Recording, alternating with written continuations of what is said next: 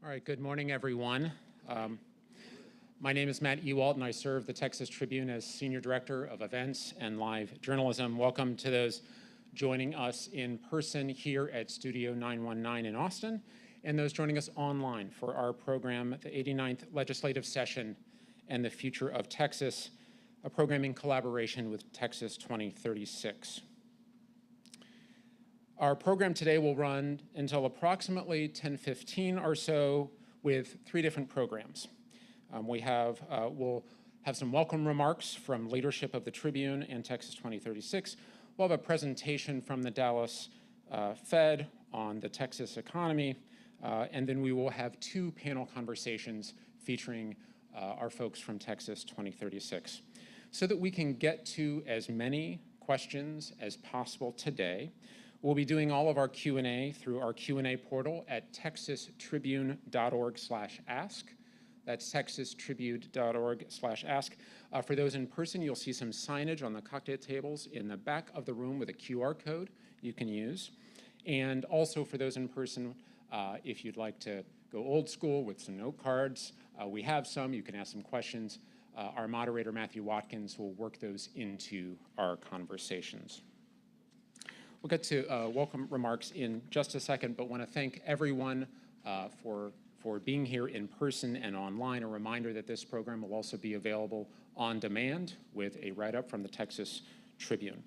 So with that, let's start the program. We will start with welcome remarks from leadership of the Tribune and Texas 2036, but I want to welcome to the front of the room Texas Tribune CEO Sonal Shah.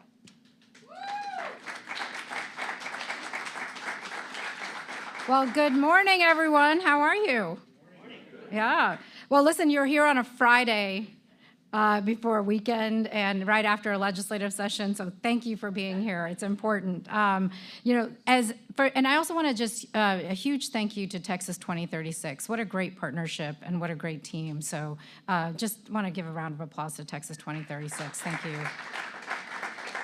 I know you'll hear from David, but can we just also thank AJ Rodriguez, because everybody knows him. I'm sure everybody knows him.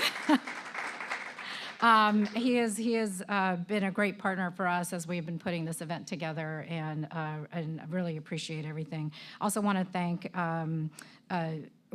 the teams that are coming together to work on these. These are never easy events to pull together, especially when you're two groups. So thank you for doing that.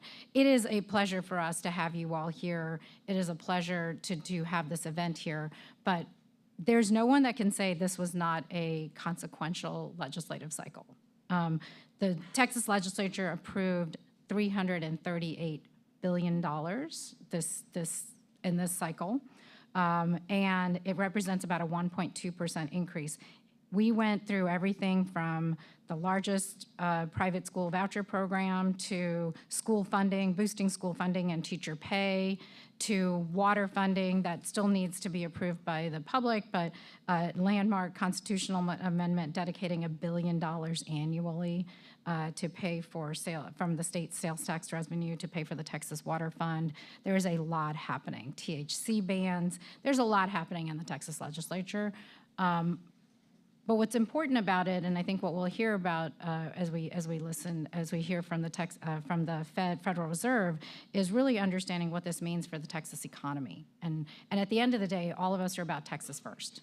What do we do with Texas? How do we make sure Texas is growing? How do we make sure that we're growing and everybody is benefiting from it, and what does that look like? And that's why it's so important. So really appreciate having this conversation today. I want to say, for those of you that have not heard about the Texas Tribune, I hope you're reading us, and I hope you're a member of the Texas Tribune.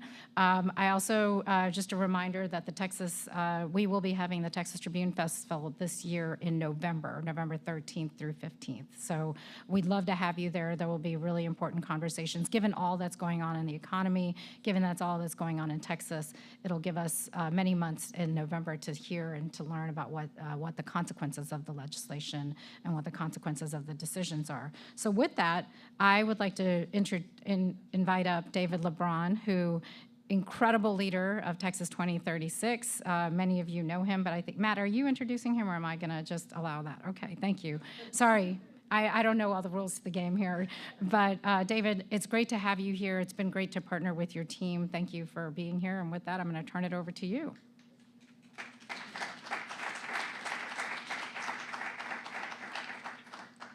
Well, good morning. It's great to see you all here, and I wish I could see all of you online. I'll pretend that I do. Thank you so much, Sonal, and it's great to be here just really a few days after the 89th legislative session wrapped up. We at Texas 2036 are really excited to partner with the Texas Tribune and the Federal Reserve Bank of Dallas. These are equally organizations concerned about the future of Texas and the welfare of all Texans. And together, what we want to do today is reflect on what happened in the past session. We don't have time to talk about everything that happened. I will say at Texas 2036, we have a pretty positive view of the things that happened and what they will mean for Texans, which isn't to say we all agree on everything. We clearly don't. But a lot of what was done positions Texas well for the future. Our mission at Texas 2036 is to really to empower Texans and, importantly, our legislators and leaders with the data and insights that they need to build a future in a very dynamic time in our world. And we're all here today to share how our work connects to these issues that matter most to Texans, from economic opportunity, infrastructure, education, healthcare, and really important, good and accountable governance by our state. We'll primarily focus today on two areas, namely education and workforce, and we see those very much together and integrated, creating opportunity both for the individuals of Texas and making sure that the businesses of Texas have the workforce they need for the future. And infrastructure. If we don't have a good infrastructure, nobody's doing well. And as I said, we believe it was a very successful legislation, and the issues that we at Texas 2036 worked on include those that I just mentioned, but also quite a number of others, such as childcare, housing affordability, cybersecurity, and other technology issues, and preparedness for wildfires. That's not a complete list, but it gives you a sense of the breadth of what we do to assure the prosperity of all Texans. And our vision is pretty simple. It is to create opportunity and prosperity for all Texans, guided by data with a focus on real results. Our legislators do work very hard during the session to improve the lives of their constituents. They don't spend 140 days at the Capitol just for the politics. They're determined to get things done. Some have said that, in fact, that they meet every the fact that they meet every 2 years actually helps get things done, right? In some ways you think, well, they only have half the time and maybe we don't get as much done. But actually, compared to a lot of other legislators, it brings an intensity and focus to the activity here in Austin that is unusual for a lot of legislators. They know they just have those days, and it keeps them focused. And a lot gets done. Texas is big, and governing it is complex, and that's where we believe we at Texas 2036 come in. We advance these data-driven strategies to tackle the largest problems that we face and the needs to be addressed to ensure future prosperity and opportunity. We start our work from well before that first gavel falls in January. In fact, I was at a meeting yesterday. I'm making my people nervous by talking about the meeting yesterday. So I'll just say somewhat vaguely, we are already thinking deeply about the next legislative session and beyond to see what the opportunities are there. We're ready to support the legislators with information they need to craft the most effective policies and make meaningful change. What unites, as I said, all the organizations represented today is this curiosity about policy and what really works, and starting really with data and reliable information. We need to understand the needs of the people in Texas and what will have an effect. We conduct at Texas 2036 research and polling to understand these needs across the state. We work side by side with civic organizations and business leaders to bring the right information to the table.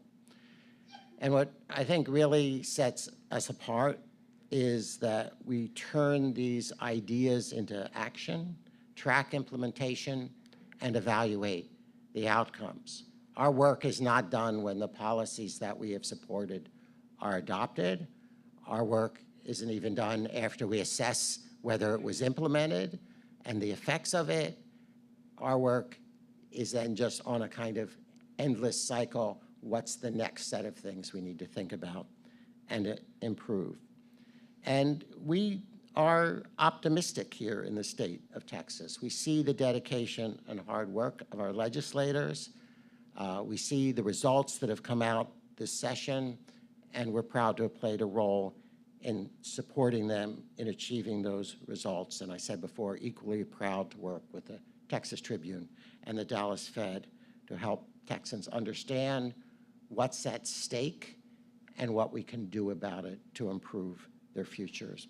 So again, I want to thank all of you for being here today, for your interest in what's going on in Texas, not only in terms of the past, but what lies ahead.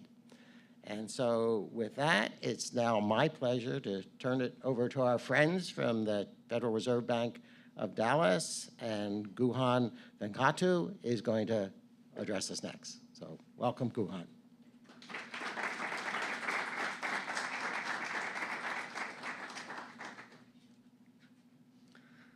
Thank you. Well, it's a tremendous pleasure to be here today. I'd like to begin by thanking those at the Texas Tribune and Texas 2036 for putting this important program together today.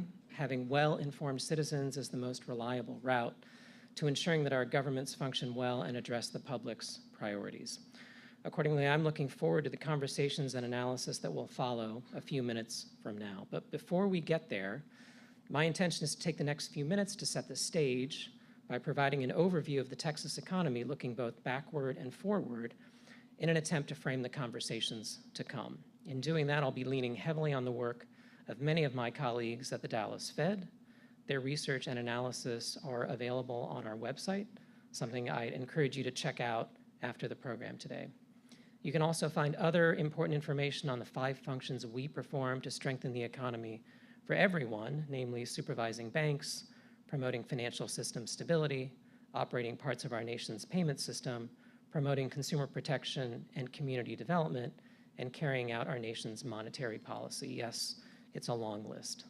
Lastly, let me say that the views I'm about to express are my own, very importantly, and not necessarily those of my more capable colleagues. So with that to the side, just what is happening here in Texas?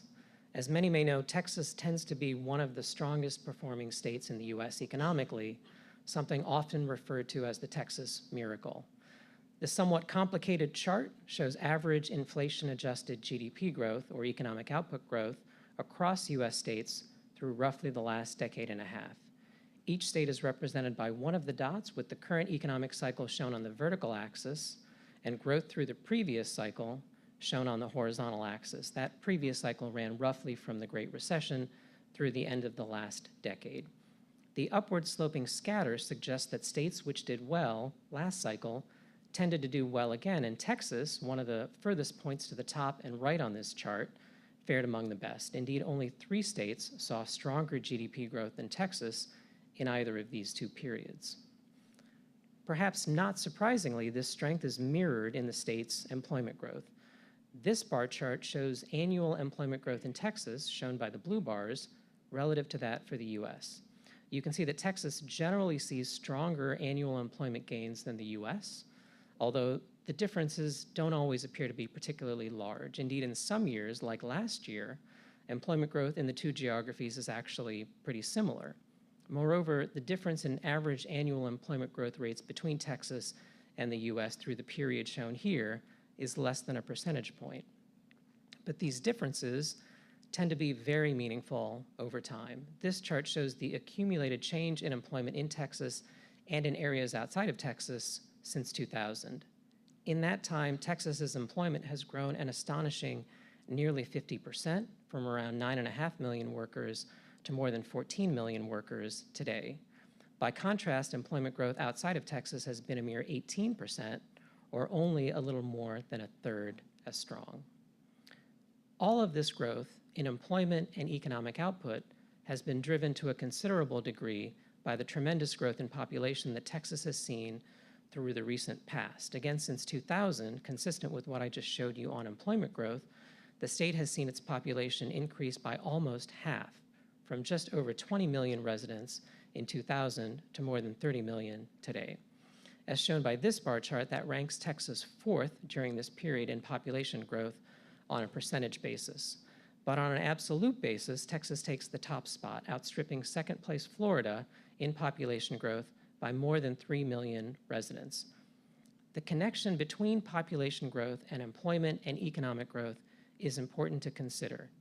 Economic output grows either because there are more workers or because those workers are able to work more efficiently. Setting aside the impact of improvements in efficiency, it's quite clear that the strong performance of the Texas economy is due in no small part to the significant increases in its population recently. Those population gains, in turn, have been driven by the state's ability to attract individuals from outside of its borders. This chart shows in-migration to Texas, both from within and outside of the US, back to the middle of the previous decade. In many of those years, 2014, 2015, and 2016, Texas added about 1% to its population from migration alone. As you can see to the right of the chart, the state has been even more successful in adding new residents through the last few years, notably in 2022, 23, and 24. To turn to risks, developments that limit these flows are likely to limit the state's economy and associated growth. One such development is related to housing availability and affordability. In a report issued late last summer, the state's comptroller noted that while Texas tends to be seen as a low-cost state and thus attractive to prospective new residents, the state has seen a decline in housing affordability recently. Indeed, by one measure, housing costs have risen by about 50% statewide through just the last 5 years. While concerning, it's also worth noting that the state fares well when considering planned per capita construction, which is what's shown here. By that measure, Texas ranks in the top 10. Measures to increase the state's housing supply should help to ease concerns about affordability, and to that extent, Texas looks like it's in relatively good shape. That said, another development that could affect state growth relates to changes to the nation's trade policy. As shown here, Texas is one of the most trade-intensive states in the country, ranking fifth according to this measure, which considers total trade, that is both imports and exports, as a share of state GDP. One noteworthy fact here is that Texas actually enjoys a trade surplus, which is to say that the state exports more than it imports by value. According to an estimate from the US Department of Commerce, almost 1 million jobs in Texas depend on the state's export shipments. Consequently, disruptions to the state's exports could have important implications for employment and economic activity. Adequate water supplies are also vital to the state's ability to grow. Water is, of course, critical to the development of new neighborhoods, but also important in a variety of growing industries, such as semiconductor production and the development of data centers, as well as in agriculture. According to the Texas Water Development Board, the state already faces a water availability deficit under drought conditions, which is what I'm showing you here. This entity projects that this will worsen without the development of new sources of supply, as well as renewed attention to conservation efforts. Similarly, adequate energy is necessary to continue to power the state's growth. This chart shows peak summer demand projections for electricity from ERCOT, the organization operating the primary electrical grid here in Texas. This entity expects electricity demand to increase by more than 50% by 2030, both because of traditional factors such as strong growth in population and economic activity, but also because of new factors like demand from data centers and electric car charging. Will we have enough energy to meet these demands? A recent analysis from the University of Houston suggests that the answer may be no. Even under more modest expectations for growth, researchers there believe that the state may face an electricity deficit early in the next decade without additional investments in new generation capacity. Before concluding, since I've talked a bit about other resources, let me take a moment to touch on the state's human resources, also a key ingredient in ensuring the state's continued economic vitality and vibrancy. This chart shows the share of non-elderly adults who don't have health insurance in Texas and the US. As you can see, the share in Texas is almost twice the national average, with Texas ranking last among all states on this measure. Even among employed individuals, uninsurance rates are about double the national average in Texas, almost 20% here, relative to roughly 10% nationally.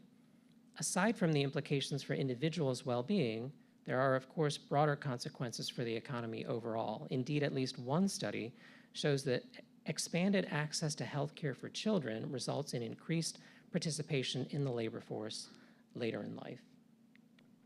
Speaking of investments in children, let me conclude with what might seem like an unexpected bit of good news about the quality of public education here in the Lone Star State. The National Assessment of Educational Progress is a congressionally mandated program that evaluates education quality in the US. Among other areas, it assesses reading and math proficiency in the 4th and 8th grades. Though the unadjusted results suggest otherwise, after adjusting for factors like poverty and whether English was or wasn't spoken most often at home, Texas's schools actually scored very high, ranking in the top 10. Clearly, preparing students well is one of the best ways to secure the state's future and ensure that Texas remains one of the strongest performing states economically through the next decade and beyond. With that background, let me turn things over to Matthew Watkins, Editor-in-Chief of the Texas Tribune.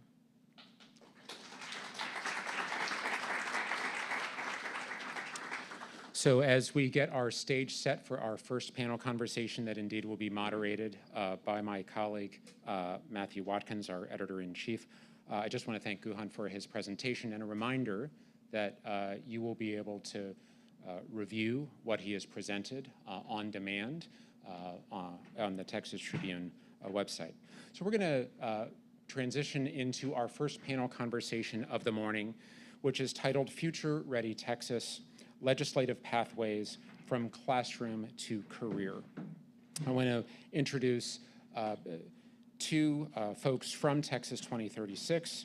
That's John Horchak, Senior Vice President for Policy and Advocacy at Texas 2036. John leads the overall Texas 2036 policy team, and a fellow Texas 2036 member, Mary Lynn Prunetta, Director of Education and Workforce Policy for Texas 2036. Matthew Watkins, our Editor-in-Chief, will get the conversation started here in just a second. A reminder that we will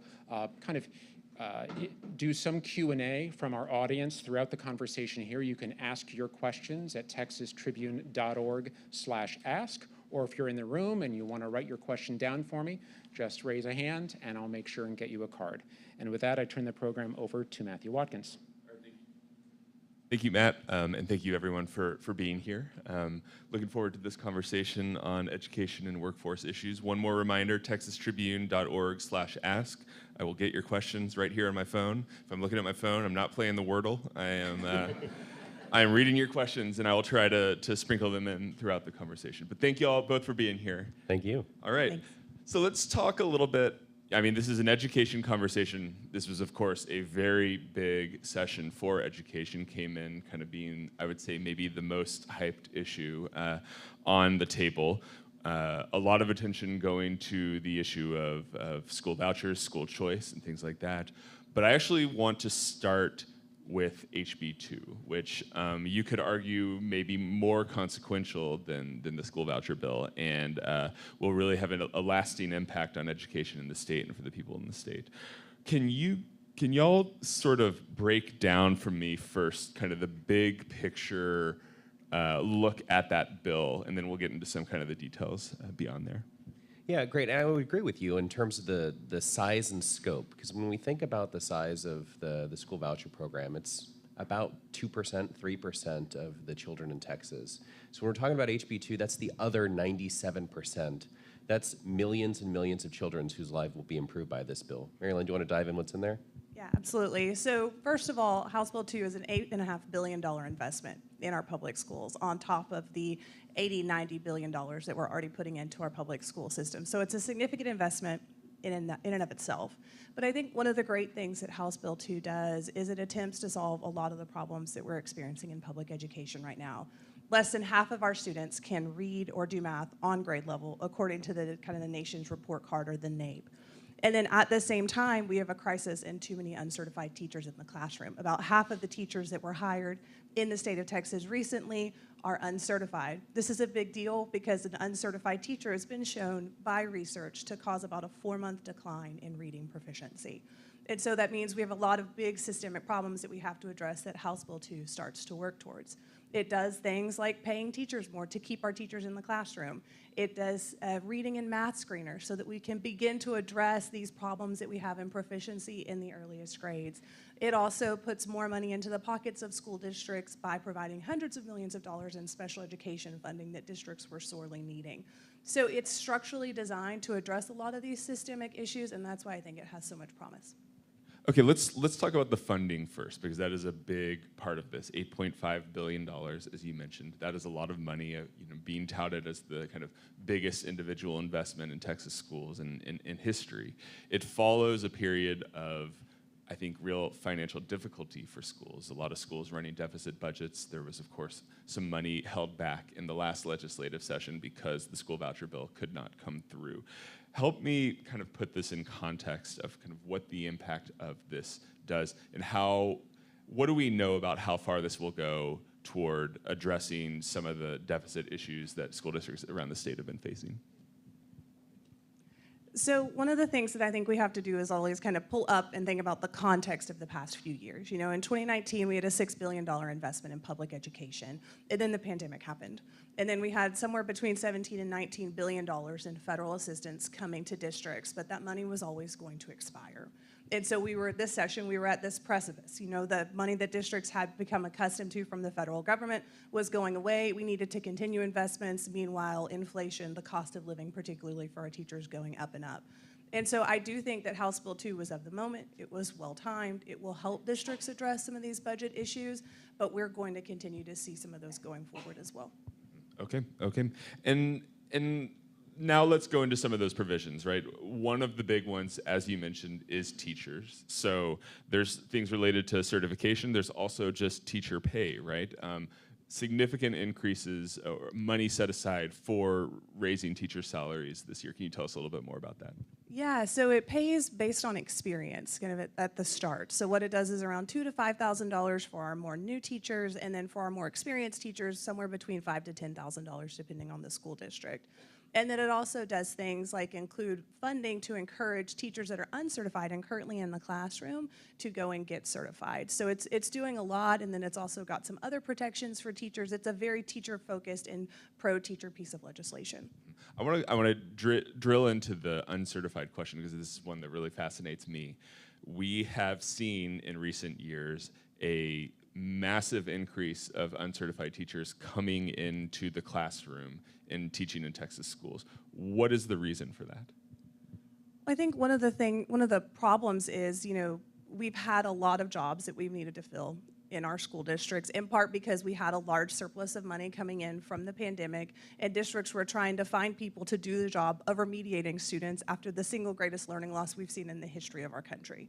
And so that created a very unique point in time. But then also we saw people just less interested in becoming a teacher. I mean, if you think about your friends and neighbors, how many of them do you think are actively talking to their sons and their daughters about becoming teachers? That's not really one of the careers that people are turning their children to, and I think that's a tragedy, because one of the things that I think is truly remarkable about the teaching profession, if you think about it, if you think about a teacher trying to provide reading instruction to a class of second graders, she's got, let's say, 22 second graders in her class, she's literally doing neurosurgery. She's individually providing remediated instruction or differentiated instruction to different students based on different needs. Is there any job more complex than that? I think the level of skill that's required to truly become a master teacher is something that we just haven't acknowledged much as a country.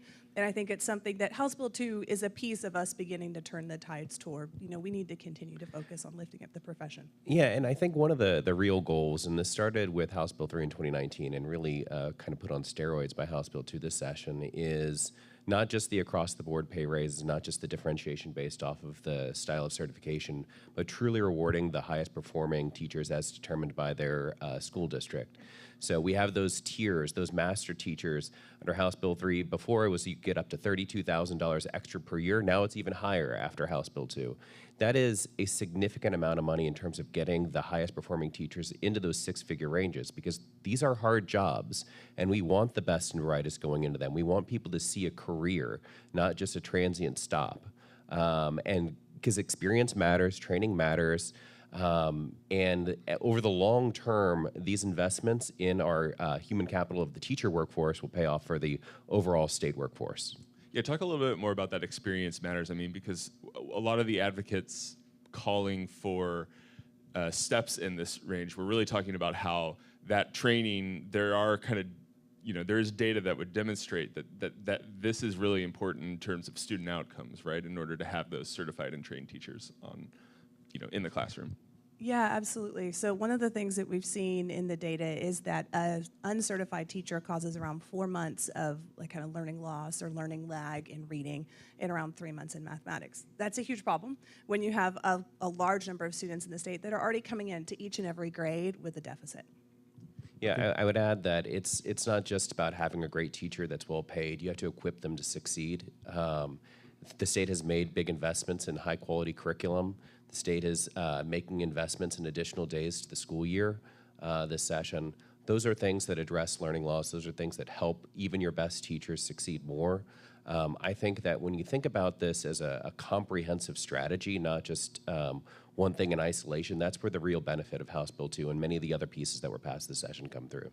How would you what would you sum up that strategy as? I mean, what is the overarching strategy they're taking here? Conveniently, it's in House Bill 2 and House Bill 120. They redefine the goals of public education this session. It's a part of that isn't talked about a lot, but there's literally at the top of the education code, we talk about what are we trying to achieve here with this, $70–80 billion in annual investment and millions of Texas children. It is not just reading on grade level, math on grade level. That's what we said before. Now we have added 2 key goals to the goal of public education. First, we want all children who graduate from a Texas public high school to graduate career ready for the workforce of Texas.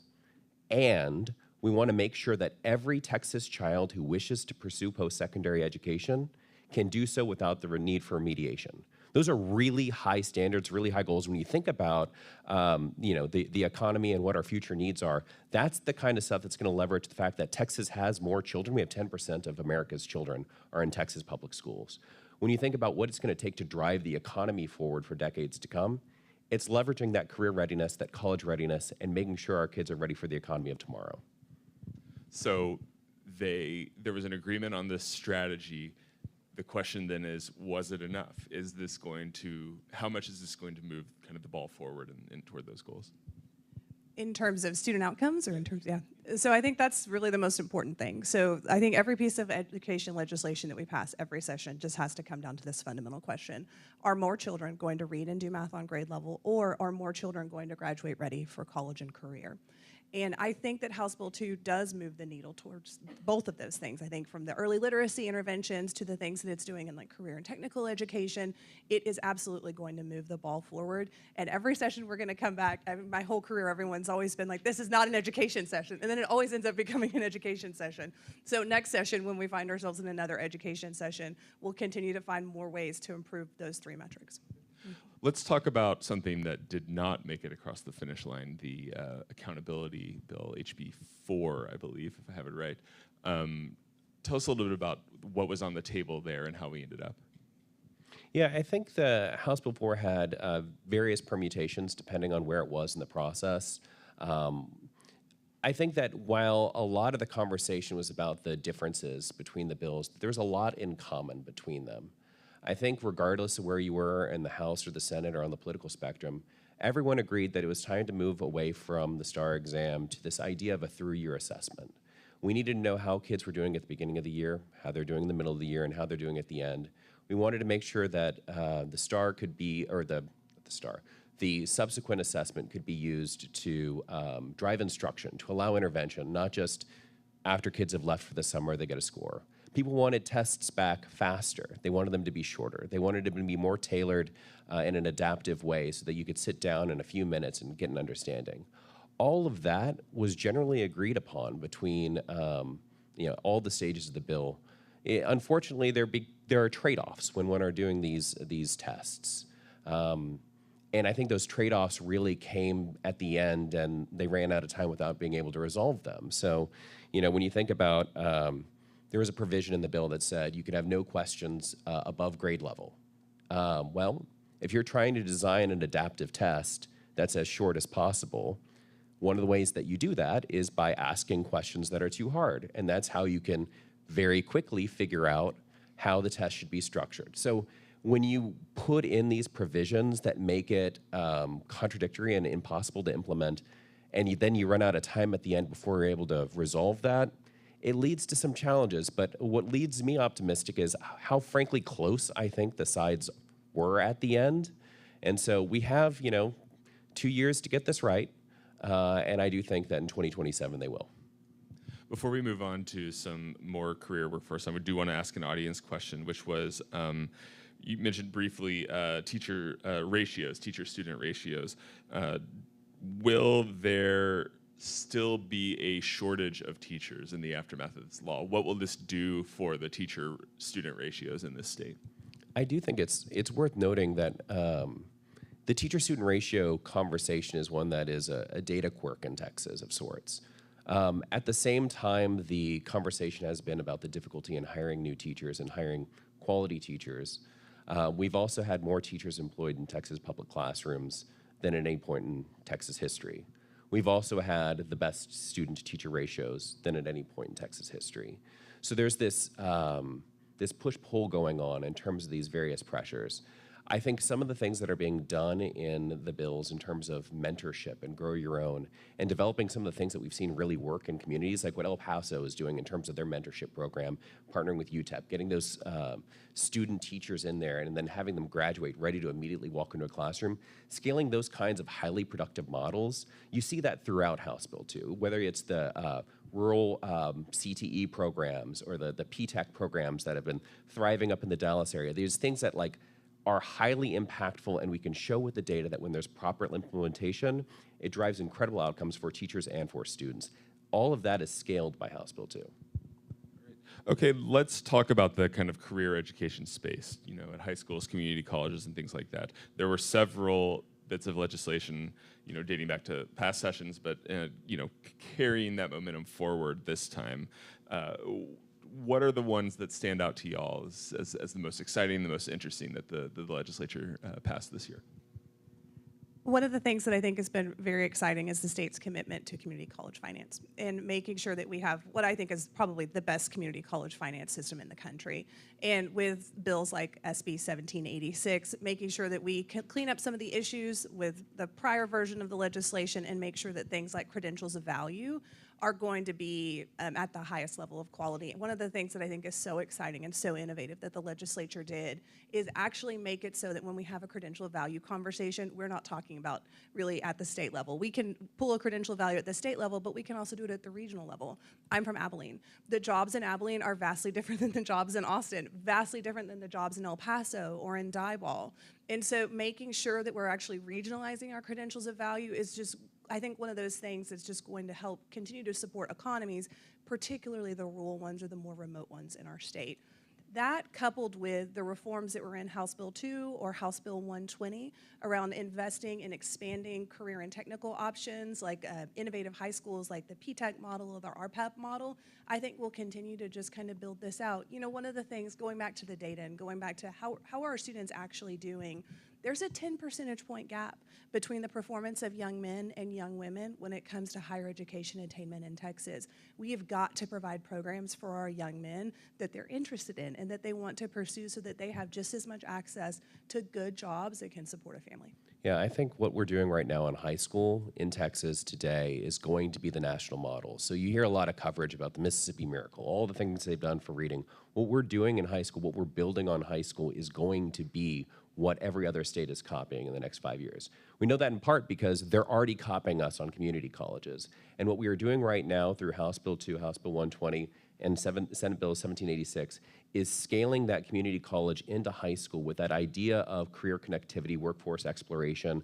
A lot of bills have passed this session that really drive at that idea. And to Mary Lynn's point, what I see when I look at these bills is it's no longer just about the triangle. It's a 254 county economic development strategy, leveraging our human capital in every area about how to meet their regional workforce demands. We're fixing the systems, the incentives, the data behind the scenes to make it truly a vibrant workforce picture for the 30 million Texans. I was in Colorado earlier this week with a bunch of higher education administrators and leaders, and they talked a lot about Texas, not all of it positive, but one of the things that They're came one up... of the ones calling us. Yeah, that's right. Exactly. One of the things that they did talk about a lot was HB 8 from last session and how that had become sort of a national model and something that folks want to emulate and follow, very much so after that. Okay, I want to go back to an audience question here. Did the recent ledge session address any of the challenges related to the school financing formula, particularly recapture? So one of the questions that we always get when it comes to school finance is recapture. And so I want to first ground us in, well, what is recapture? Recapture is just a mechanism to ensure equity in the school finance system. Before we put recapture in place, there was a 700-to-1 ratio difference in the most affluent schools in the least affluent schools in school finance. So when it comes to recapture, it is a tool to lower that ratio to the smallest amount that we can. And so I'll say, anytime that you put more money in public education, you lower recapture. So yes, it did lower recapture, but recapture will continue because I think in Texas, it's not something that we're going to accept that one district would have 700 times more funding than another district. There was a pretty strong commitment in both chambers to putting a significant amount of money into schools this session, using that large surplus in large part to support the schools. One of the things that they sort of had to iron out was what to allocate that money for. How much of it do you want to put into the basic allotment, which can be spent for, a lot of different reasons, or how much do you want to specifically target that for things like teacher raises or other options? Can you tell us a little bit about how that kind of breakdown ended up, and does it carry significance, the decisions they made along those lines? So one of the ways, kind of at a high level, so House Bill 2 spent $8.5 billion. Around $1 billion of it went to the allotment for basic cost. And then $4 billion plus went towards paying teachers more. A couple $100 million, around $700 or $800 million, went to special education. And then the rest of the money was spent kind of in programmatically directed ways, we'll say. So when you think about House Bill 4, majority of it's going to teachers. We're literally into the pockets of teachers across the state. Others of it are going to school systems to help them improve the way that they're operating and allow them to pay other staff besides teachers more money. And then I think one of the things that we should continue to focus on is special education and continuing to think about bettering that formula. That's going to be a huge piece of work over the legislative interim to make sure that the formulas that we're constructing around special education, which still largely have to be written, are doing the very best things possible for children in the most differentiated way possible, because particularly our special education students just have vastly different needs. Okay, I'm going to go to another audience question, which is, right now, our school districts are cutting arts programs, particularly those that are not the largest or most popular. I'm hearing that more money is being invested into schools. Why the discrepancy? Is there a lag for when more money will be available to schools? What is the effect of the movement to focus more on basics rather than, quote, extras, such as arts education? So one of the things that I think that we have to remember too is that in Texas we do still believe in local control, and we do still believe in districts getting to make the budgetary decisions that they need to support their communities and what their community is interested in. But school districts are also grappling with this phenomenon of the patterns of their enrollment are deeply changing. You know, you have some suburban school districts with the west side of the district growing at 10% a year, and then the east side of the district is actually declining in attendance. And school districts are having to balance all of these things and having to keep some schools open that are at 40 or 50% capacity, and that creates downstream budget consequences that the district has to deal with. I think that the posture of the state should be to continue to allow districts to make local budgetary decisions while we're also continuing to encourage them to advance things that improve student outcomes in the 4 core subjects. So. Okay, and one other question, and I appreciate the audience member for asking. We should talk a little bit about SB2, the school voucher ESA program and everything like that. You know, this was one that passed fairly early in the session. It feels like a long time ago now, but you know, clearly one of the top priorities of the governor, a major change in how we do school funding in the state. What are y'all going to be watching about that program and how it rolls out in the coming months and years? Yeah, so it'll take some time to get up and running. You know, I don't think this upcoming school year it'll be in place. It'll be the following school year. And so there's a lot that needs to be worked out to make sure that as the program is implemented, it has the level of transparency and accountability that you want over any taxpayer-funded program. I think that there's going to be, just in terms of the operations of it, it's a new thing, and new things can go, you know, there are always hurdles that you have to go through in implementation. We'll have a new comptroller that's going to be tasked with implementing it. Who that is going to be is a big open question right now. So there's a lot of things like that that are kind of still unresolved, even though the bill itself is signed and becoming law. So I think that implementation piece and then the follow through at the end to make sure that, you know, again, we are an organization that cares deeply about transparency and accountability over all government funds, regardless of what the program is. And so making sure that we get the outcomes that I think people hoped for. Okay, we are nearing the end of our time, so I want to just ask an open-ended question to both of you, which is there anything under the radar that you feel like really, you know, people should be thinking about or talking about related to these topics, you know, that passed this session? Yeah, I think one of the things that has completely been under the radar this session is how good the legislature reformed prison education. So that's not a thing that gets talked about much at all. But through the Texas Department of Criminal Justice Sunset Bill that passed the session, plus some provisions in the Community College Finance Bill, we're going to be able to redo how prison education works, to put educators in charge, be able to leverage dual credit, to have you know, the community colleges more immersed into the prison education context. Because one of the things that we know, and this isn't rocket science, is that if you leave prison with the skills and credentials necessary to find a job, you are more likely to find a job. And if you find a job, you're less likely to recidivate. It's not crazy. But when you look at the data in terms of like the wait lists to get into TDCJ education, you know, it was 1 in 10 students were able to get in under the old system. And the legislature has made massive strides across multiple bills this session to solve that gap, to start closing that, and make education and workforce training a key part of our state's criminal justice policy. What about you, Marilyn? I think what I'll add that's under the radar is, again, going back to this meta-narrative in Texas. Since 2019, I really truly believe that the legislature has done a phenomenal job in slowly building on these cycles of reform to create a really comprehensive and really strong policy landscape. From House Bill 3's College Career and Military Readiness Outcomes Bonus to the reforms in House Bill 8 with the Community College Finance System, and now continuing to build on that with House Bill 2 and House Bill 120. I think they're pulling in the same direction, and I think that direction is a better Texas. And so I'm a Texas optimist. I'm so thankful for this state, and I'm thankful for the legislature in their kind of coordinated and cohesive approach. And I don't believe that they get the credit that they should for how thoughtful and meticulous that they've been over the past 6 or 7 years. Excellent. Okay, we have time for, I'll go into one more audience question, which is, Texas used to have a strong technical training track, but a lot of that went away in the 1990s. Did that change with this session?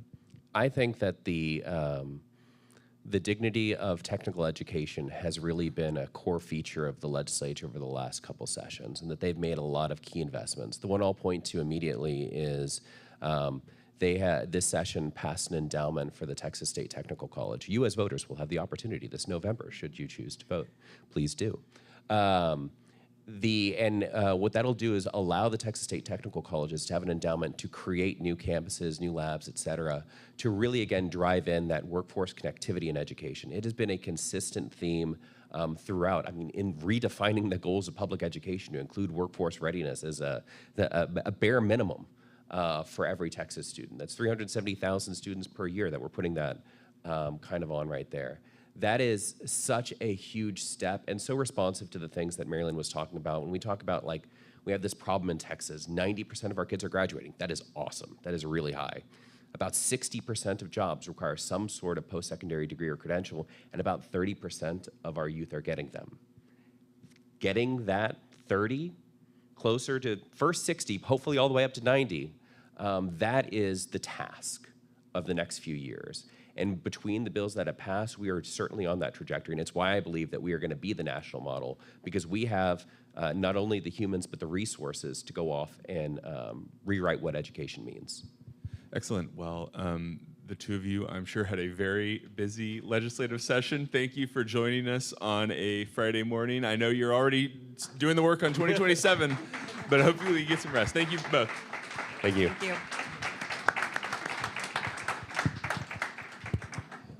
All right, we thank John and Mary Lynn for their guidance on these issues. And as we move to our second panel, just want to introduce both of our panelists for a conversation on building for growth, how Texas lawmakers approached key infrastructure and budget issues. And we have joining us Jeremy Mazur and Rahul Srinivasan.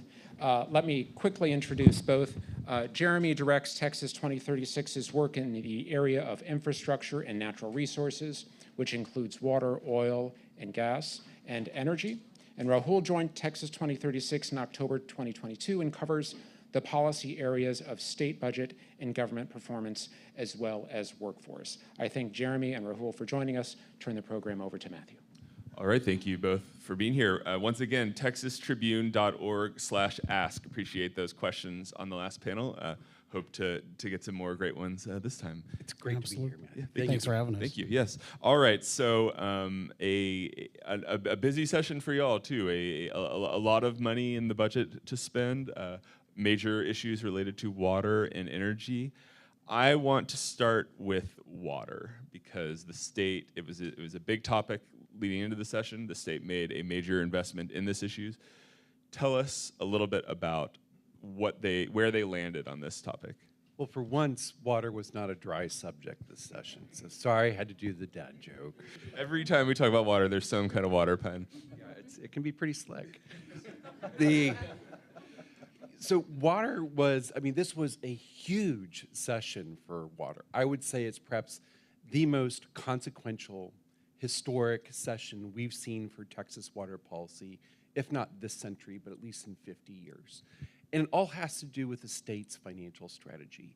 We know the state needs to invest at least $154 billion in the long term, over the next 50 years, on expanding our water supplies and fixing our aging, deteriorating drinking water and wastewater systems that are really becoming problems that communities they serve. Case in point, what happened in Marlin earlier this year, as the Tribune reported. So the legislature recognized that if we want to have this Texas economic miracle continue, if we want economic growth, if we want to sustain this population growth, we have to have reliable water infrastructure in place. And so they made water infrastructure a large priority. And what they did was they approved a two-step financial strategy. The first was a $2.5 billion down payment towards our water infrastructure funds and the Water Development Board. But the second, which could be perhaps more consequential, is a long-term $20 billion over 20 years revenue dedication to the Texas water funds. And again, these can be used to expand our water supplies and fix these aging systems. So yes, 2025 is going to go down in the history books as the most consequential session for water. Let's take a step back. I want to drill more into what you just said, but first I want to talk about the challenge that the state faces with water. That $154 billion number that you mentioned over the next 50 years needed. What is what exactly is the need there? What is the situation we were in heading into this legislative session with regard to water? Matthew, it boils down to two buckets. The first is the issues like, and as the Federal Reserve spokesman said earlier, is we are a drought-prone state and we really need to expand and diversify our water supplies. If we fail to do this, when we look at Water Development Board data that's been adjusted for inflation, we're looking at $165 billion in GDP losses per year within the next 20 years. The other bucket that we have, a water issue infrastructure bucket, has to do with the problem with aging, deteriorating drinking water and wastewater systems. In the Tribune, I have to give your reporters credit. They've done a remarkable job on reporting on communities such as Zavala, Laredo, Odessa, and Marlin that are suffering at the mercy of their aging, deteriorating, and failing water systems. Our data suggests that these problematic systems inflict a series of small economic cuts on the communities that they serve. And over the long term, these small economic cuts amount to a meaningful economic wound to the tune of about $320 billion in total over the next 20 years. And so what we're seeing is that not having reliable water infrastructure, meaning having enough water supplies or reliable water systems that aren't prone to break or fail, really could become a liability to the state's economy. And the legislature saw that. And that's why I think that's one of the key reasons why they made water infrastructure a key priority. Okay, so let's talk about these numbers here. You know, on the one hand, $20 billion over 20 years, plus another $2.5 billion, that's $22.5 billion. That is a lot of money to spend on water. On the other hand, $154 billion is a lot more than that. Help me put this into context in terms of if I'm someone who's worried about water and the water future of our state, how I should be looking at how this wrapped up. Should I be saying, this is great, look at this massive investment, or should I say, where's the other, $132 billion coming from? Of course, that's a reasonable question. So we know that we have to invest $154 billion in the long run, over the next 50 years, towards addressing our water infrastructure challenges. The good news is that there's already existing state and federal programs that are going to account for a portion of that $154 billion. And so we estimate that leaves a long-term water infrastructure funding gap of just north of $110 billion, again, over the next 50 years. So this $22.5 billion, Matthew, you're raising a good question. Will it solve or close that water infrastructure funding gap in the long run? Facially, no, it's not going to do that. It could likely fall short. However, there are several things that can happen that can really expand the potential of this funding boost. First, it could be leveraged with existing bonding programs to finance even more. Second, it could invite private capital and public-private partnerships for the development of water infrastructure projects. And then third, even though the legislature made this historic step this year with the $2.5 billion appropriation, and if voters approve the $20 billion dedication in the long term, there's nothing in the Constitution or state law that prohibits the legislature from making additional appropriations in the future. If anything, what we've done in 2025 is basically set our state's financial strategy on the right track to have consistent baseline funding that at a bare minimum is needed in the long run. Rahul, you are a resident budget expert. Tell me about the significance of that sort of automatic disbursement. Assuming that this is approved by the voters, which we can talk a little about more here in a minute. Why is it meaningful to have that sort of, be happening automatically as opposed to, at the whims of lawmakers each individual session? Well, I think you have some of that answer contained in the question. I mean, fundamentally, all the decisions that happen here are made by the lawmakers. But since the budget is not actually a permanent document, I mean, all these other bills are statutes, or we have constitutional amendments that live there until we change them. The budget's a 2-year document. So when you have something like funding for water, or it's very similar to the setup that we did with the State Highway Fund 10 years ago. A couple years ago is wrong now, but you're talking about creating this reliable source of funding that it's a reflection that the legislators saw that this is an important enough infrastructure priority that we need to create this reliable built-in source of revenue so that we don't let our attention go away and start doing different things. So, I mean, it makes it more insulated from the politics of the moment. When we talk about the water challenges that Texas faced, you could kind of put it into two buckets. Accidental water pun there, I guess. But there is the idea of supply, right? There's, is there enough water to serve the growing population of the state? And then there is the idea of efficiency and the strength of the existing water infrastructure that is already here. So that's, you know, if Texas pipes did not leak to the extent that they did, we would need much less water than we do right now in order to serve the state. That was, I think, where some of the kind of back and forth played out during this legislative session of how much do you invest in this bucket, how much do you invest in this bucket? How did we kind of shake out there? There was a fascinating policy debate, and indeed there was a tension between the issue of water supply and fixing your failing systems. The earliest proposals were heavily weighted towards water supply. The policy conversation around that was fascinating to listen to, and it's something that probably a lot of Texans would agree with, where the point was like, you know, we're a drought-prone state, we're a growing state, we need to have these water molecules to begin with, because if you don't have them, any problem that you have with your aging, deteriorating, failing system is immaterial because you don't have any water. There's a lot of legitimacy to that.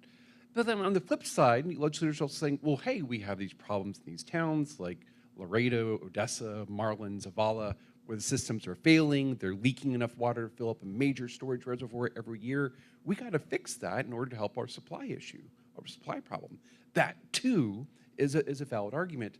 At the end of the day, they reached a very reasonable compromise that literally split the baby, where at least 50% can go to water supply projects, and the remaining portion will go to water infrastructure, but also flood control and mitigation.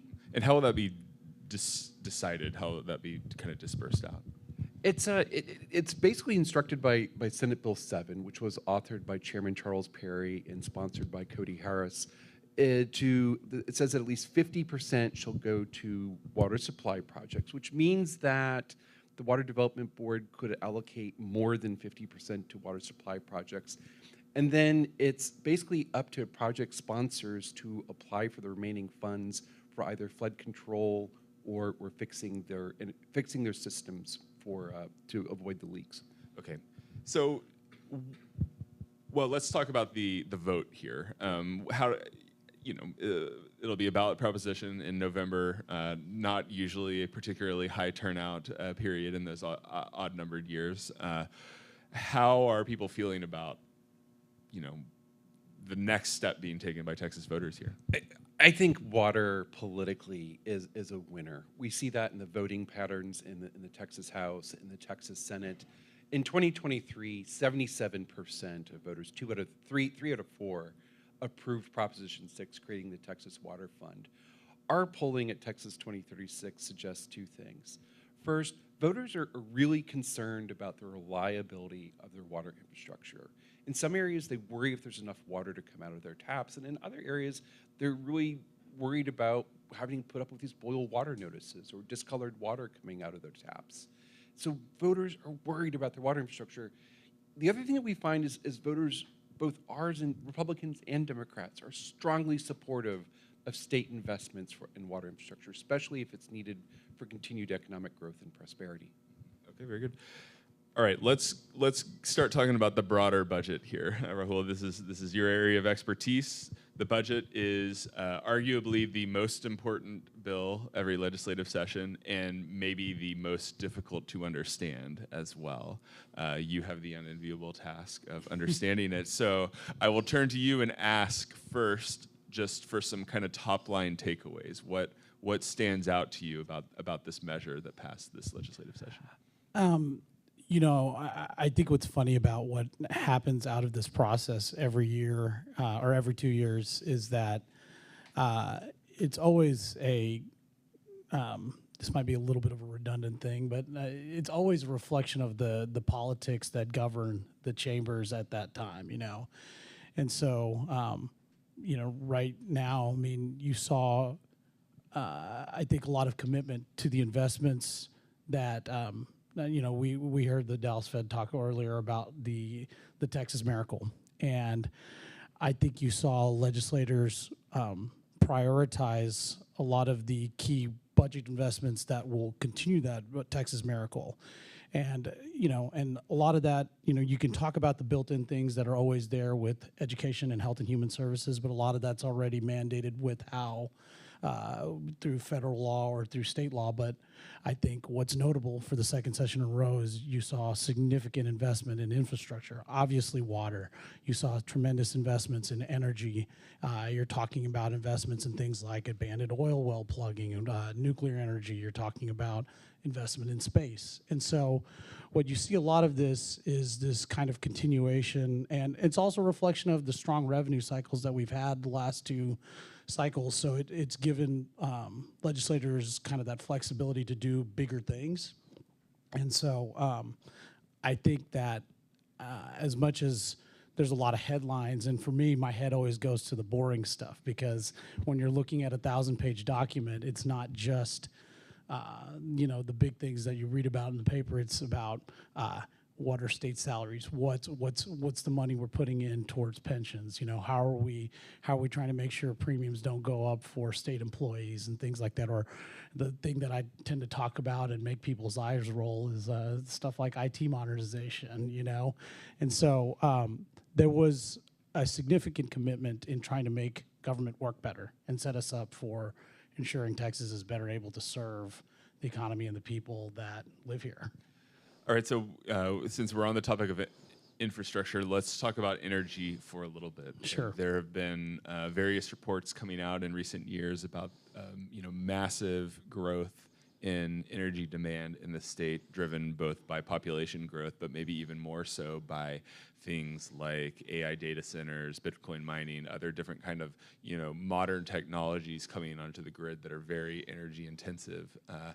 This is, of course, a scary thing for those of us who lived through the 2021 freeze. We do not want to go through one of those things again, and I think it's probably fair to say that our elected officials would not like to have that happen again as well. Yeah. What did the state do with regard to energy expansion? What is in that budget that's...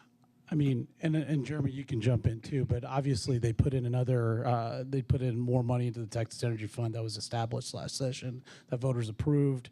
They made an additional appropriation, $5 billion, and then you also see the money that was put towards the Advanced Nuclear Energy Fund, $350 million, I believe, there.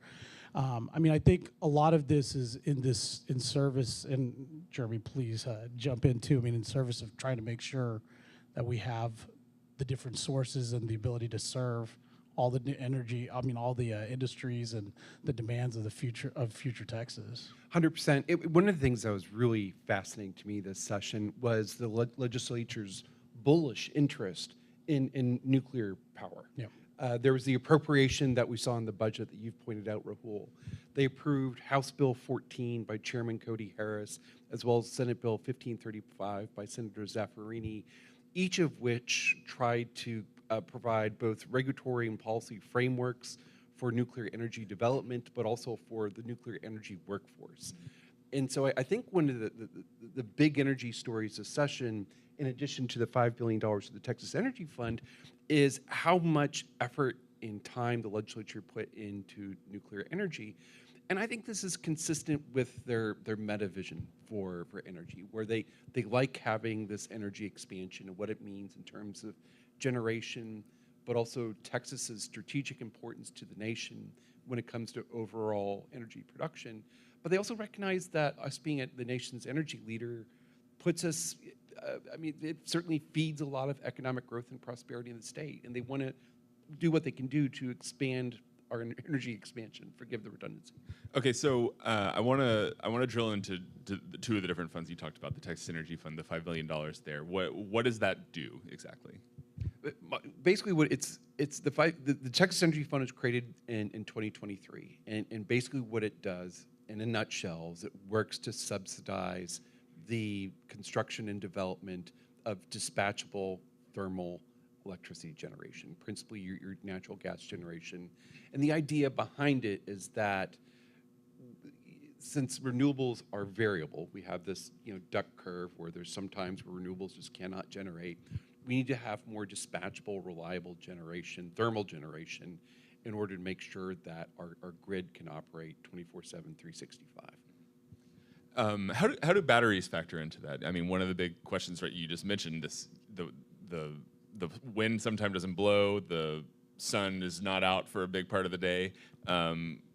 There's been some debate and some conversation about whether batteries factor in. Are they able to tap into that $5 billion? I don't know for sure if they can tap into it, but we do see batteries as being a way of making your renewable generation, your wind and solar, more reliable in the long run. But still, there were several bills that were filed this session that would have placed some speed bumps with regard to battery deployment and development across the state. And so I think the legislature, they recognize what batteries can do, but they have a lot more questions about whether or not they want to see a lot of these battery farms going up in Texas. Okay, and you also mentioned the $350 million for Texas Advanced Nuclear Development Fund. Why are we making that investment in nuclear right now? What's driving this? There's been a substantial amount of interest in nuclear for several reasons. One, I think there's some cutting-edge research going on within institutions of higher learning in Texas. I think a lot of industry itself is looking at nuclear as a way of providing that consistent, reliable, surefire way of getting that generation. And what they did here was they created an advanced office of nuclear energy that will be housed within the office of the governor that will work with the nuclear industry with regard to permitting and site selection. And also there's a fund that would incentivize the development of nuclear energy. Again, I think a lot of it has to do with the native industry, the native research in the state, as well as an interest in, again, trying to achieve that goal of more reliable energy. All right, well, you talked about a passion of IT investment and everything like that. Give us the pitch of why this is important, why we should pay attention to that. I mean, we live in an increasingly digital world, and it's a cliche, but it's true. And one of the things that I've observed, I've been around this process, been around state government for years, you see that government has tended to be a little bit lagging a little bit in terms of adopting and doing the things that regular society is already doing. And so one of the things is trying to keep people's attention around how the importance of cybersecurity. It's a basic thing, right? And so with how much state-held data they have of Texans around the state, it's a huge security and privacy issue and how we govern that. So maintaining the cybersecurity of our huge state data systems. Another big part of it is, I mean, there's dozens of anecdotes, but you always have issues where you'll visit a state agency and you'll see that they're using IT systems that are from 10, 12 years ago, and they have some sort of proprietary app that's there to access some mainframe data from 30 years ago. And you hear this story and you get what's going on, but they haven't had the resources to try to, and you're just picturing all the various holes that are there and are vulnerable for any sort of, whether it's some sort of, specific attack on state systems or something that's just trying to spam every government system with the same vulnerability.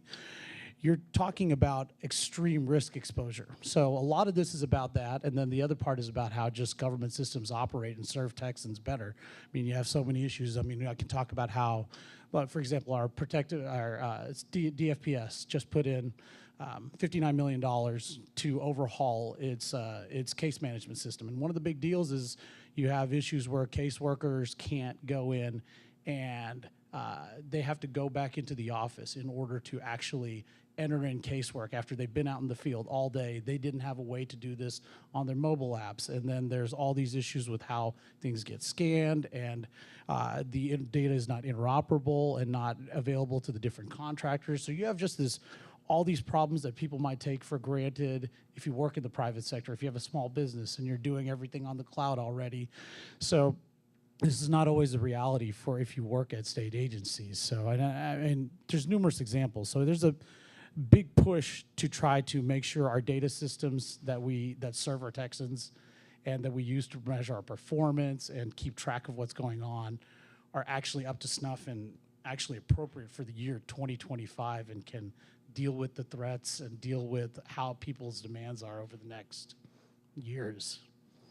All right, I'll ask an audience question now, which is, were there any infrastructure bills, or I'll also add, money in the budget to address hurricane preparedness, disaster relief? I'll include wildfires in that as well. What did the state do in that regard?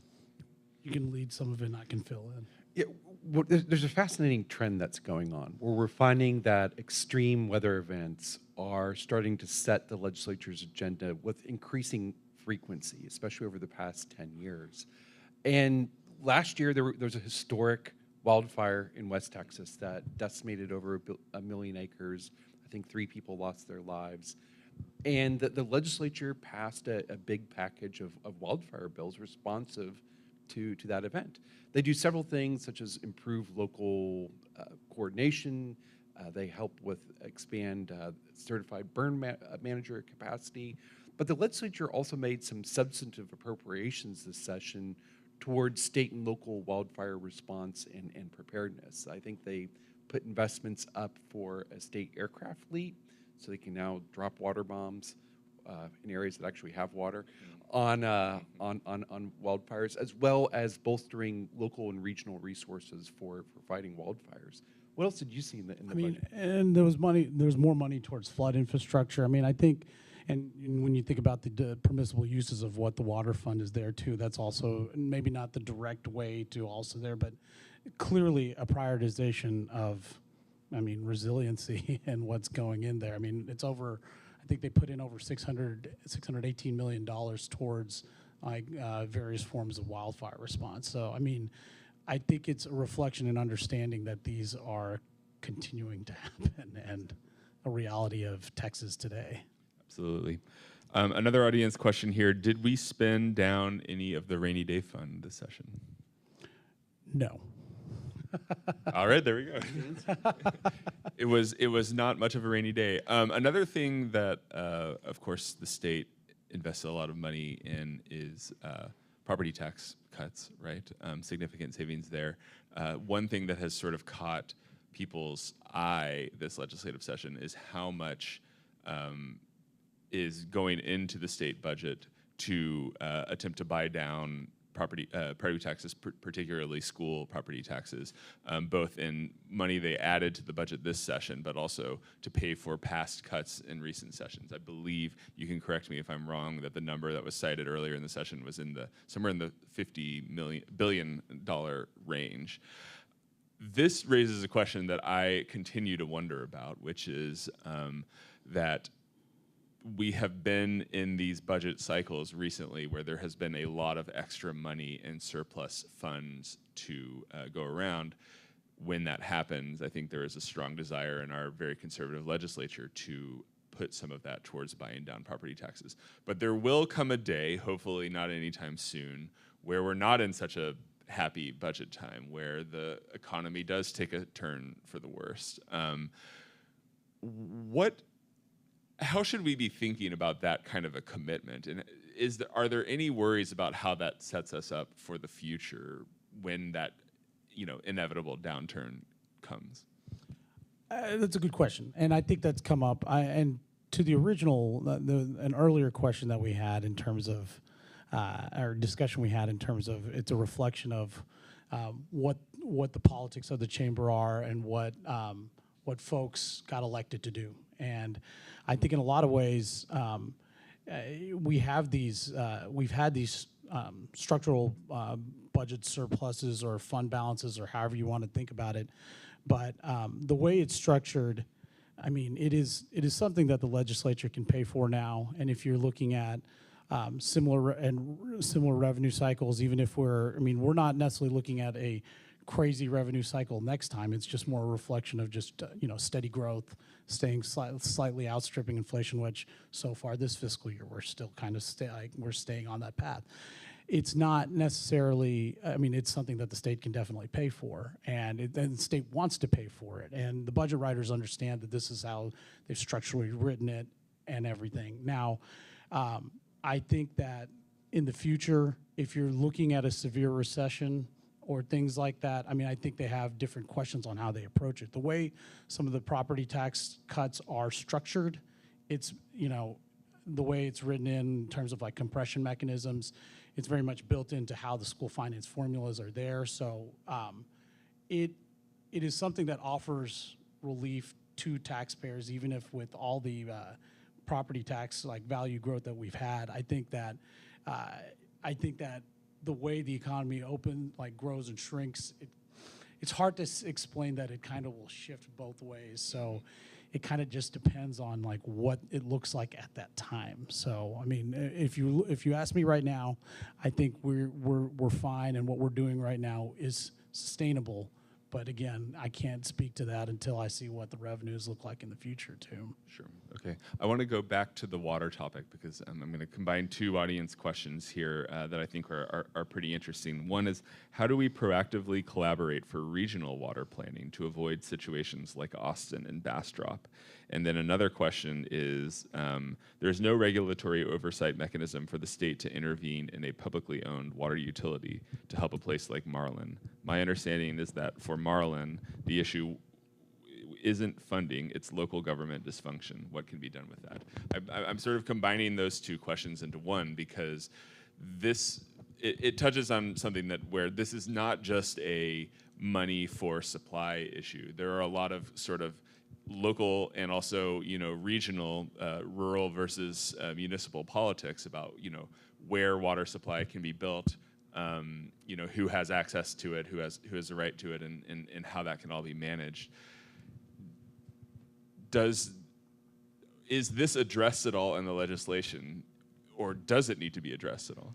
So, interesting perspective, Matthew. The legislature, when you look at the water code, they have routinely stated a policy preference for regionalization and regional solutions. If you type in regionalization and do a word search in the water code, it'll come up like at least 30 times. They want regions and entities within counties to work together with regard to developing water supplies and sharing them and using them.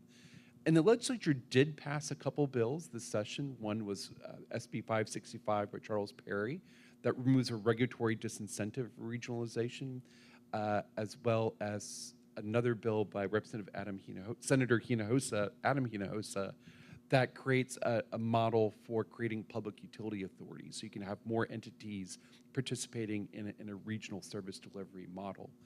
The legislature's routinely prioritized regionalization, but still we're running into this issue where you can lead the horse up to water, but you can't make it drink. And so I think one of the things to explore moving forward is we have this new Texas Water Fund, with this funding being made available. How can we prioritize funding through this fund to encourage more regional solutions? All right, excellent. I have an audience question about an infrastructure topic we haven't talked about yet, which is transportation. I-35 is a major trade highway that has major constraints. Do you think the state is doing enough to support our infrastructure expansion, specifically around this aspect of our transportation infrastructure? Transportation's always funny. I don't think the state has a problem with how much money and how much commitment they have to funding our roads and our transportation infrastructure. Now, I do think that one of the challenges is the way that our state highway plan and how our transportation plans are structured. It's designed to be a process that it's very judicious, it's very thorough, and it requires a lot of coordination between state and local entities and trying to get in the state's transportation plan for how you fund. So sometimes you may not see the quickest like kind of turnaround in terms of what the citizens' input might be on certain things, but at the same time, TxDOT and the state has numerous opportunities for people to weigh in on what their concerns are about different things. But I mean, from a resource standpoint, I think transportation is definitely something that the state of Texas puts a heavy amount of investment in and a lot of commitment, and they have a variety of funds. We did the dedicated sales tax dedication way before we did it for water, and the legislature doesn't back off on funding for our roads, and so I mean the money is there, the commitment is there. I think it kind of depends on what people want out of the road specifically, and a lot of that comes down to how that interaction goes with your locals and the state entities that are part of that process. Okay, I'm going to combine a few different questions into one for you, which is how did green energy fare in this legislative session as we talk about energy expansion? The two-word simple answer is it survived. There were several bills that were filed this session that would have created new regulatory or permitting regimes for wind, solar, and as I said earlier, battery storage deployment. And there were a variety of reasons for these. Like some was saying it had to do with landscape aesthetics or the impact on ecological areas. Others were saying they felt they needed to level the playing field between oil and gas and renewables. But I think one of the more compelling arguments at the end of the day was the legislature knows that our electric demands or load is just going up. With more people coming to Texas without their own personal power plant and more energy-intensive industries coming to Texas, our electricity demands are going up. And a very good case was made by the business and industry community that, look, we're growing, we need more electricity. Renewables help provide the electricity that we need so we can keep our doors open and do business in Texas.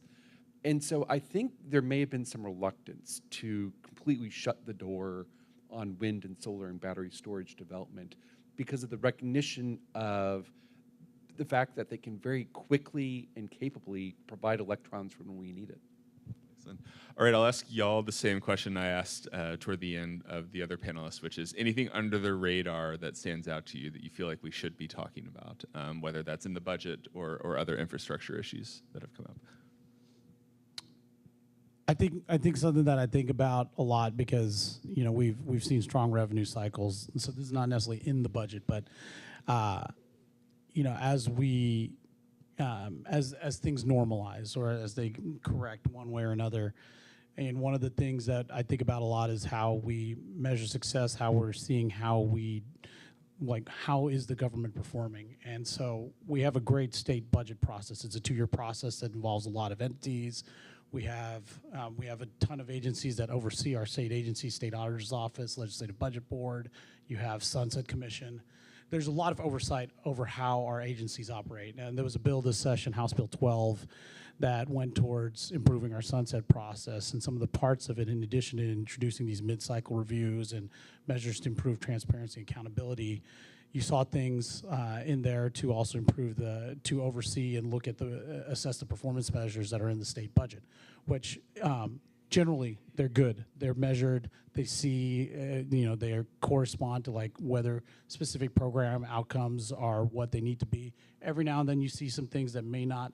I don't want to flame my agency friends and say what are weird or not, but there are ones that could be revised and be a better reflection of, be a better way of assessing how they're doing. So I mean, HB 12 was a big deal. I mean, so it's not in the budget, but it's about, again, to the theme of government performance, how are our agencies doing? And so I think it'll be good to see how these reforms, and not even reform, enhancements will help our state as we go through. I mean, it's always easy when we're in rosy budget cycles, but it's always more difficult when we're looking at cuts or trying to tighten our belts, so.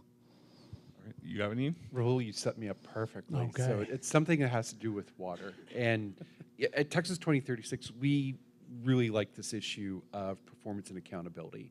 how much are taxpayers, how much is the state getting in return from the investment of public money for certain purposes, be it public education, roads, water. There's some fascinating provisions in Senate Bill 7 that require that the Water Development report on the progress the state is making towards tackling our water infrastructure challenges. Towards that end, they have to report on how much this dedicated funding stream is working to expand our water supply portfolio, and also to a certain degree how much this dedicated funding is working to fix aging, deteriorating, and leaking water systems. This is something that's very new to the water sector because they've always said, like, water is very important, we need a lot of money to address our challenges. What the legislature did here is they said, okay, yes, we agree we need to invest in water infrastructure for a variety of very good reasons. But there are these provisions in Senate Bill 7 that start tracking what the state's progress and achievement will be in the long run with regard to tackling those challenges. And I think these are great provisions in Senate Bill 7. I look forward to seeing what the data says in the years to come.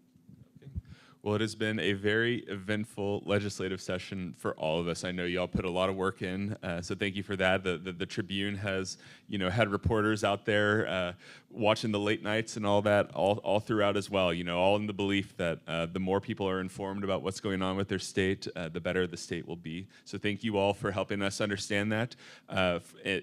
Please be checking our website. We'll be having recaps about these topics and more and the impact of the legislative session coming forward. And we will also have a series of events around the state, June 13th in Arlington, June 18th in San Antonio, and June 24th in San Angelo, alongside as well July 16th in Houston. So if you want to see more, you can go to texastribune.org/events to see about that, or watch them online as you could this event as well.